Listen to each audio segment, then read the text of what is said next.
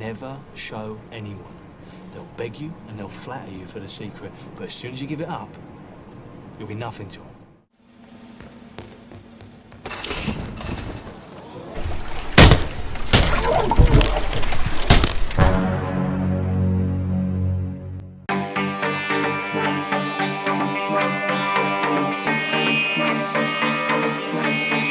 Halo semua, selamat datang kembali dengan saya Jaka yang akan menemani kalian dengan alur sebuah film.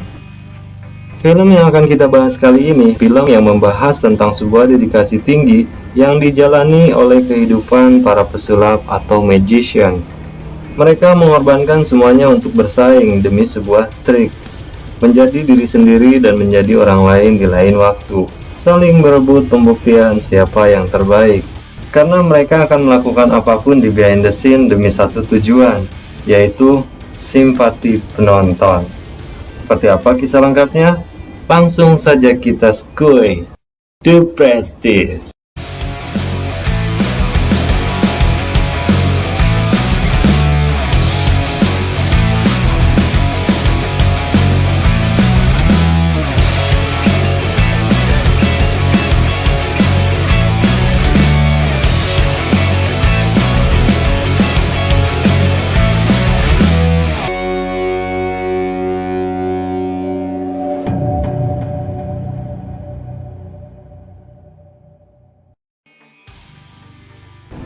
Film ini dibuka dengan memperlihatkan tumpukan topi di sebuah hutan.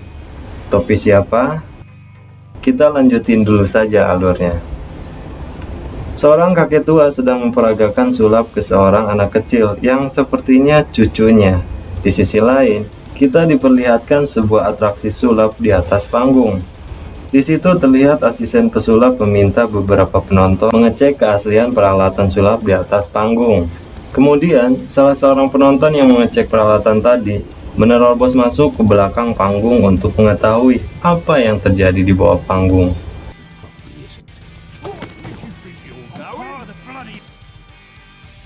Dia hanya melihat seorang kru yang buta sedang menunggu. Dia pun penasaran menunggu apa yang akan terjadi. Atraksi di atas panggung pun dimulai. Tiba-tiba, seorang pesulap di panggung itu terjatuh ke dalam tangki air di bawah panggung, yang kemudian digembok otomatis. Scene pun terhenti di situ. Adegan selanjutnya membawa kita ke pengadilan melihat seseorang yang sedang disidang karena didakwa menjadi penyebab terbunuhnya pesulap tadi. Dia adalah Alfred Borden yang juga seorang pesulap. Scene selanjutnya kita melihat seseorang yang datang ke penjara untuk membesuk Borden. Orang itu ternyata seorang pengacara bernama Owen yang bekerja untuk seseorang bernama Lord Caldlow. Di situ, Borden to the point dan bertanya, berapa? Seorang bernama Lord Caldlow itu berani membayar trik ilusinya. Di situ, Borden juga menegaskan bahwa dia tidak akan menjual trik andalannya, yaitu Transport Man. Orang tersebut membicarakan nasib anaknya Borden yang sebentar lagi akan menjadi yatim piatu, dengan menawarkan kepengurusan anak itu di tangan Lord Caldlow yang menjanjikan masa depan cerah pada anaknya. Itu pun jika Borden mau menjual trik andalannya tersebut. Obrolan pun selesai dengan sebuah kartu nama yang diberikan kepada Borden, dengan harapan Borden mempertimbangkannya. Selain itu, dia juga memberikan sebuah buku harian seseorang bernama Robert Angel, yaitu salah seorang pesulap lain yang memiliki trik Transport Man yang lebih hebat dari Borden. Sekembalinya ke sel, Borden langsung membuka buku harian tersebut. Di situ, tertulis seseorang yang melakukan perjalanan panjang ke Colorado, Amerika, untuk mencari jawaban atas buku harian Borden yang ada pada dia. Di Colorado, dia melakukan perjalanan ke atas bukit, di mana di situ adalah tempat penelitian seorang ilmuwan. Anda tahu siapa? Ya, Nikola Tesla, seseorang yang menghabiskan hidupnya untuk sains. Tapi di film ini bukan menceritakan sejarah besarnya. Kita lanjut ke alur ceritanya. Di situ, Angier tidak disambut dengan baik dan kembali ke hotel dengan tangan hampa. Sekembalinya ke hotel, dia membuka dan membaca kembali buku harian Borden, yang ternyata adalah teman seprofesinya. Cerita membawa kita ke atraksi panggung sulap, yang di situ mereka menjadi simpatisan untuk mengikat asisten pesulap, yang sebentar lagi akan beraksi.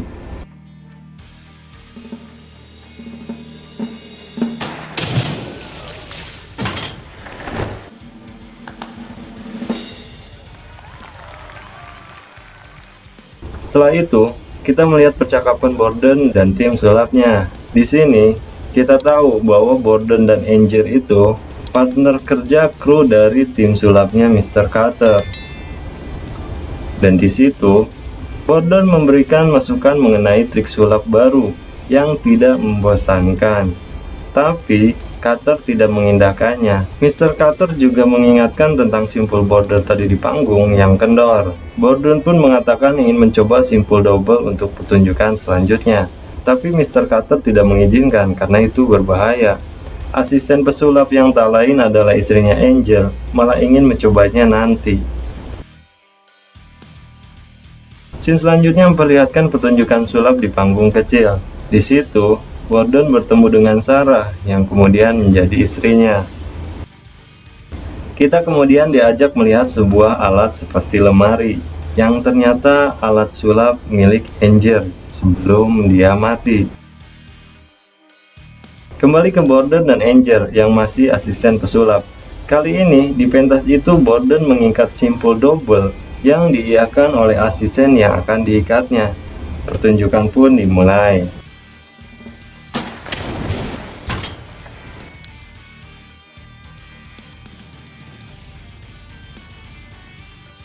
Merasa waktu yang sudah ditentukan lewat, mereka pun panik. Mr. Carter pun langsung menjebol tangki kaca yang di dalamnya terdapat asisten atau istrinya Angel yang terendam dan tak bisa keluar.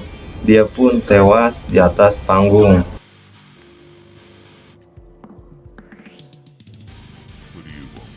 Kemudian di acara pemakaman, Borden meminta maaf atas kesalahannya. Di situ, Angel bertanya, "Simpul apa yang kau ikatkan, Borden?"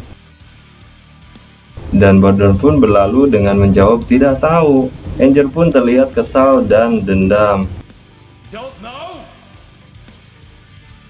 Selanjutnya, kita ke rumah Borden yang di situ Sarah sudah menjadi istrinya. Di situ pun sudah ada seseorang yang bernama Fallon yang akan menjadi insinyur sulapnya Borden. Borden juga memperlihatkan istrinya tentang trik sulap yang baru saja ia ciptakan, yaitu menangkap peluru.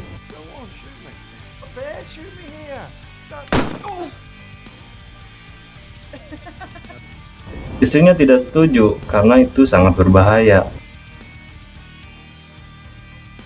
Tapi setelah diberitahu rahasianya, istrinya pun setuju dengan trik itu. Dan di hari itu pula, Sarah istri Borden mengeluhkan feeling seorang istri bahwa Borden tidak mencintainya di hari itu dan kemudian mencintainya di hari lain. Film selanjutnya memperlihatkan aksi panggung Borden yang diteriaki penonton karena pertunjukannya sangat monoton. Di situ, Borden mengeluarkan trik sulap barunya yaitu menangkap peluru.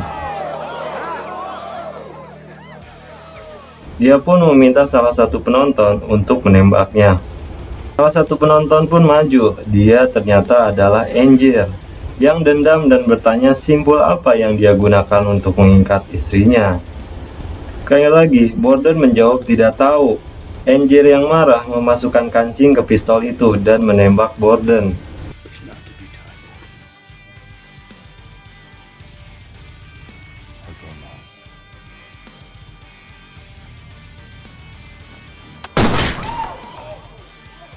Atraksi saat itu pun gagal dengan Borden yang dua jari tangannya terputus karena tertembak. Balik ke buku harian Borden yang dibaca Angel. Di situ dia bersumpah jika dia sendiri tidak tenang karena tidak tahu simpul apa yang dia gunakan, sampai menewaskan istri Angel. Scene selanjutnya menceritakan Mr. Carter yang menawari kontrak ke Angel untuk mengorbitkan dia jadi pesulap muda. Setelah berdiskusi, Angel pun memilih nama panggung dengan nama Great Denton. dan diberi asisten cantik bernama Olivia yang diperankan oleh Scarlett Johansson. Panggung demi panggung, atraksi demi atraksi dia jalani, sampai Angier memiliki trik andalannya, yaitu menghilangkan burung tanpa membunuhnya. Place your hands on either side of the page, please. You best not be intending to hurt this animal, Mr. Arjang. Of course not. Two.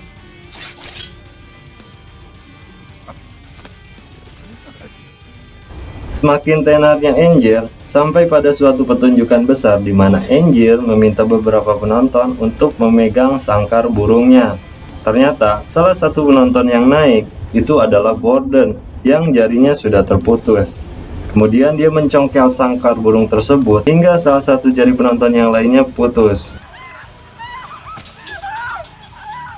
Gagal di pertunjukan besarnya membuat Angier dan Mr. Carter diputus kontraknya oleh pemilik acara.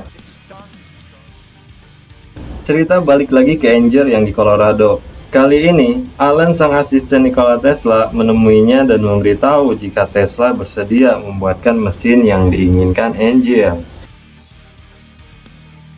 Pada adegan selanjutnya terlihat Fallon yang menjenguk Borden di penjara. Di situ, Fallon menginformasikan bahwa anaknya akan ditempatkan ke penampungan. Borden yang tidak tega pada anaknya meminta Fallon untuk menghubungi pengacara yang sebelumnya membesuk dia di awal. Kembali ke Angier yang menemui Nikola Tesla, kemudian mendemonstrasikan mesinnya yang gagal menggandakan topi milik Angier.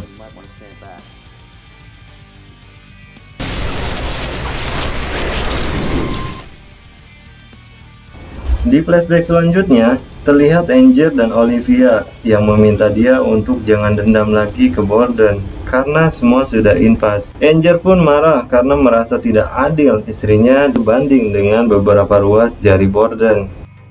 Angier kemudian melihat pertunjukan Borden dengan trik barunya Transport Man. Angier pun panas.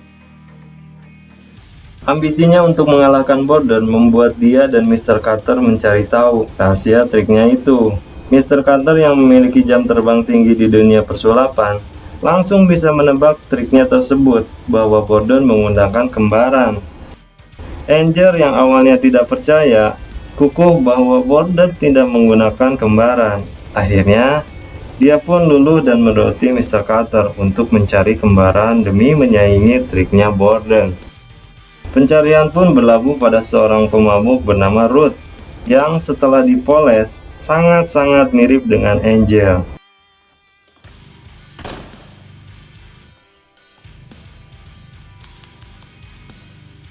Angier pun bersiap atraksi Transportman tiruannya. Indeed, many of you.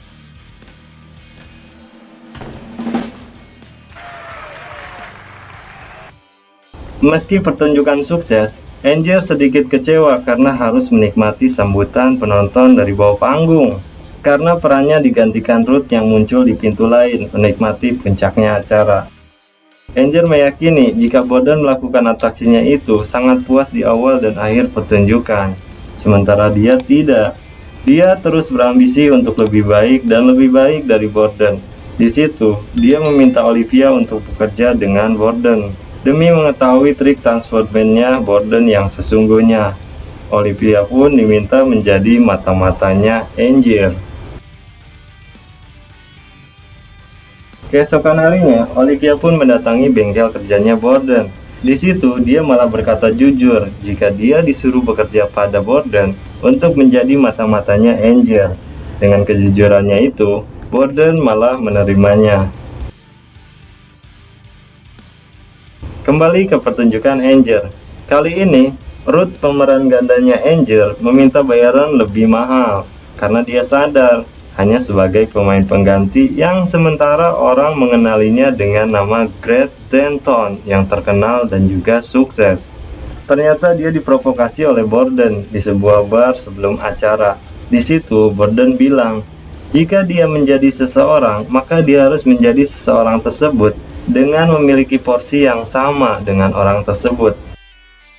Di pertunjukan kali ini, Borden mengkudeta pertunjukan Angier, yang kebetulan pertunjukannya berseberangan dengan pertunjukan dia. Dia menghilangkan kasur tempat Angel terjatuh dari panggung, hingga membuat kakinya patah.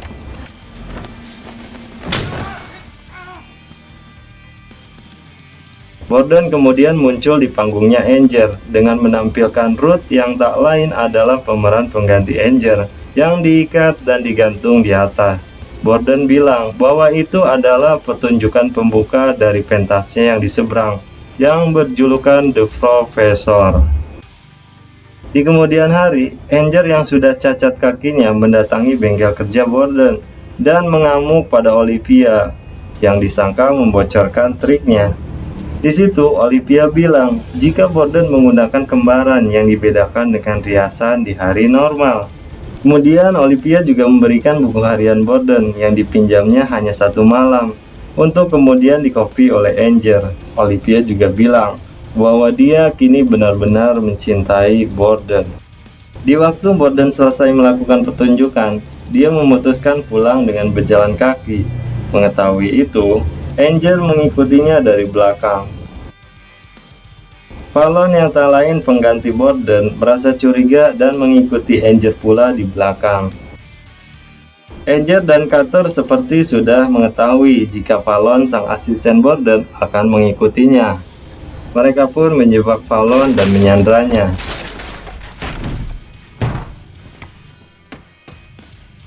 Merasa Fallon dalam bahaya, Borden pun menebusnya dengan memberitahukan rahasia untuk menerjemahkan buku hariannya.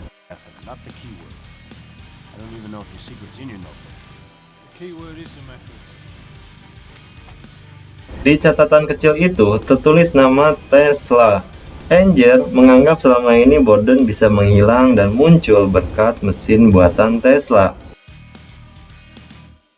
Dan di hari itu, terlihat Borden, istrinya, Fallon, dan juga Olivia makan malam. Merasa sikap suaminya aneh dan panggilan lain dari Olivia membuat istrinya cemburu. Istrinya merasa Borden sedang tidak jadi suaminya. Dan di lain waktu, terlihat Borden dan Fallon seperti curiga dengan Olivia, tapi dia mencintainya.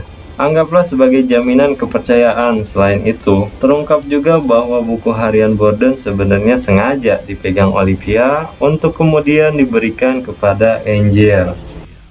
She gave you this notebook at my request, and yes, Tesla is merely the keyword. Scene selanjutnya memperlihatkan Angel yang marah pada Tesla karena mesin yang dia pesan tidak juga selesai.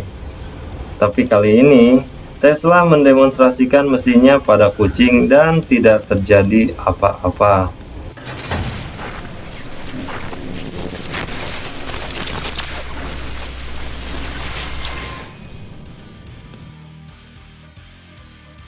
Angel pun marah dan kembali pulang. Tetapi saat dia menuruni bukit, dia mendengar suara beberapa kucing yang membawanya ke tumpukan-tumpukan topi yang mirip dengan topi yang dipakainya.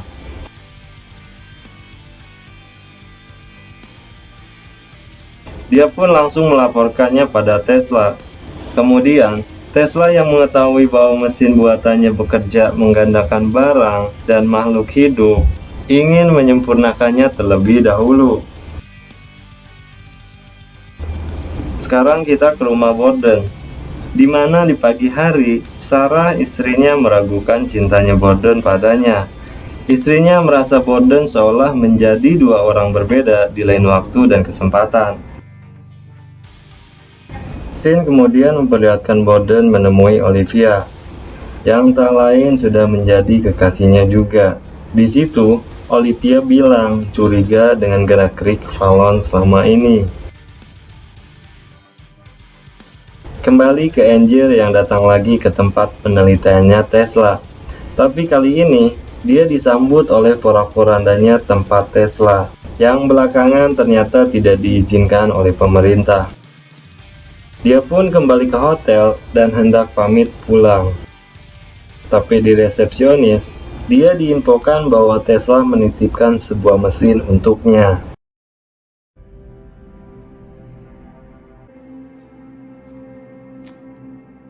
I apologize for leaving without saying goodbye. Truly extraordinary is not permitted in science and industry. You will find what you are looking for in this box. I add only one suggestion on using the machine. Destroy it. Drop it to the bottom of the deepest ocean. Tanpa mengindahkan pesan akan bahayanya mesin tersebut, Angier yang bersemangat langsung menjajalnya.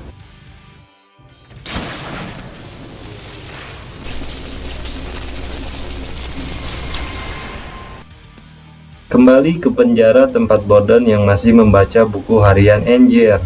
Di situ Angier bilang bahwa di babak kedua ini, atau dalam sulap itu disebut babak turn, dia berhasil meninggalkannya. Dan di adegan selanjutnya, terlihat Borden menyerahkan rahasia sulap kepada pengacaranya yang waktu itu datang, tanpa menyerahkan rahasia penutup, yang justru itu malah babak terpentingnya. Kembali kita dibawa flashback ke rumah Borden yang sedang bertengkar dengan istrinya yang menuntut kejujuran dalam hidupnya, tanpa trik, tanpa rahasia. Di situ Borden jujur bahwa dia tidak mencintainya hari itu. Keesokan harinya, terlihat Sarah mengunjungi bengkel sulapnya Borden, dan di situ dia bunuh diri.